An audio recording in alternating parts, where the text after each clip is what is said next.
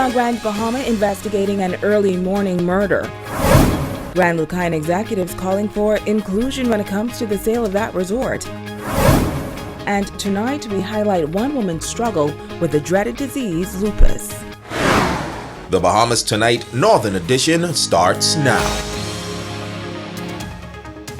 This is the Bahamas Tonight, the Northern Edition. Good evening, all. I'm Shashina Roll-Farquharson. As always, it is so great to have you with us. Topping news tonight, Grand Bahama recording its third murder for the year overnight as a young man was shot and killed in the Freeport area. In this report, the officer in charge of the Central Detective Unit provides more details on this incident. Italia Hall reports. The area was cordoned off as police conducted their initial investigation. According to police, around 12:30 a.m. on Wednesday, they received reports of gunshots being heard in the Hearn Lane and Murchison Drive area. Officer in charge of the Central Detective Unit, Superintendent Brian Roll, says when officers arrived on the scene, they met the body of a male on the ground with multiple gunshot wounds. EMS personnel was called. They checked the body for life, prepared that he had deceased. It's believed to be a male ranging in age of the mid-30s. The matter is under investigation. He says police are appealing to the general public for any information that can assist with this investigation to contact the Central Detective Unit in Grand Bahama. This is just one more of those sad incidents again where another young Bahamian male has lost his life in a senseless manner. Once police officers completed their initial investigation, a hearse took the body away. Italia Hall, ZNS Network News. In other news, the Department of Immigration plays a critical role in the protection of the country's borders, and as a result, major efforts have been made to upgrade the department. Tonight, the Assistant Director of Immigration shares some of the challenges they face here in the Northern Bahamas, some of the recent upgrades, and the way forward. Italia Hall reports. Assistant Director of Immigration for the Northern Bahamas, Hubert Ferguson, says human smuggling, sex trafficking, and illegal migrants remain major issues for the department. But he says here in the North, things are a bit different when it comes to migrants. He says a lot of persons land legally, but they tend to overstay their time with the goal of being transported to the United States. The enforcement unit has a team that is always mobile. And what happens is they do investigations throughout the communities, as well as they interview persons who might have ideas. You know, we have our contacts that we get information from. He says recently the amount of Cuban migrants have increased and thousands of dollars are spent per year to have them repatriated. They are rescued by the Coast Guard. And instead of taking them to Nassau, they bring them to Freeport. And the reason being, they say, is that Freeport is in their line of the patrol. So it's easier for them to bring them here. Unfortunately for us, it costs us money because we have to charter a plane or we have to take them via Bahamas Air to Nassau to house them at the detention center. But overall, the assistant director says the department is committed to the Northern Bahamas, adding that they have made significant strides over the years to enforce immigration policies. Because I remember when we were just a few, and now we are many more, and the conditions are better. We are now have gone basically digital from the time we started, and almost paperless right now. So people bringing in applications and other things, we just scan them into the system and return it to them. Another goal that's high on their agenda is to enhance the level of treatment given to visitors coming into the country. We have to be basically two persons almost the same time. We have to be facilitators and enforcers. So, we welcome our guests, and then on the other hand, we have to, in the event they go against our laws, and contravene the Immigration Act, we have to be enforcers. Italia Hall, ZNS Network News.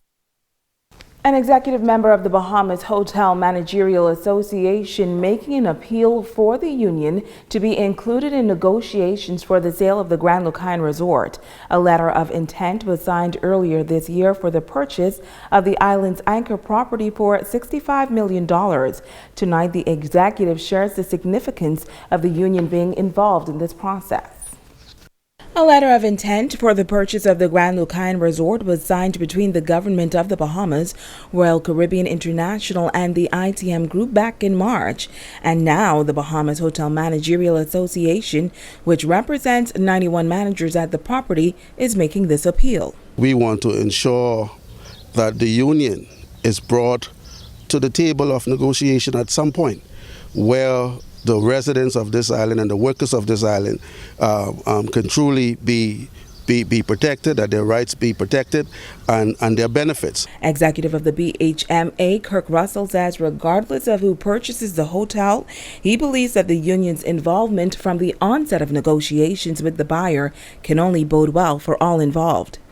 In the past, it happened, whether it was catering union with Dr. Bastian and Lyndon Pinlin or thereafter, the union was always made a part of those negotiations. In recent time, we have moved away from that, but what we are calling on our members of parliament, our ministers here on Grand Bahama, our senators, to ensure that the union is brought to the forefront. He gives this warning when it comes to the role that the union plays in the protection of its members. Whoever is purchasing this property is made fully aware that the country, that the union and trade union and the right to be organized is a fundamental part of the rights of workers, and we want to ensure that Bahamas Hotel Managerial Association is at the table to represent the workers in Grand Bahama, those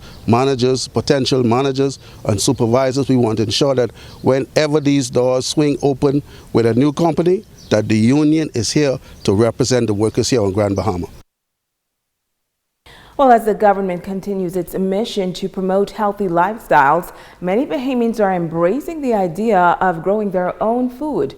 Backyard farming not only provides healthier food choices, but it can also lower your grocery bill. Tonight, councillors for the Marco City constituency are encouraging residents to get more involved in this movement. Megan Shepard has the details.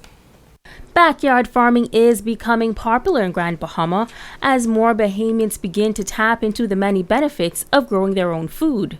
Marco City residents are being encouraged to partner with their local government councillors to develop a sustainable backyard farming program in that community. It's something that has been implemented in Marco City before and has sort of died down, and we like to bring it back to life. This is just the beginning of it. This is part one. Part two of it is going to be a little bit more extensive, where we will be partnering with the Member of Parliament, Minister Pintard, and the Ministry of Agriculture. Councillor Earl Neely says residents should first identify where they would like their garden to be located, take some preparatory steps, and contact the local government office for assistance. He notes that getting started will require some effort and funds, but with some simple recycling tips, he says that residents can get a head start. These containers, you can make actually pots out of these. Drill a little hole in them, fill them with dirt, you get all that. Also, we want to encourage in making compost.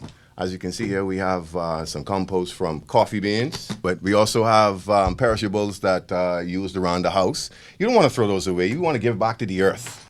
And if you've already started a garden, Neely gives this advice to combat summertime bugs. But if you're going to be out in the yard, you need your little sevens dust. You don't want to encourage too much of the pesticides like that. But neem oil, the neem spray, and it works pretty well.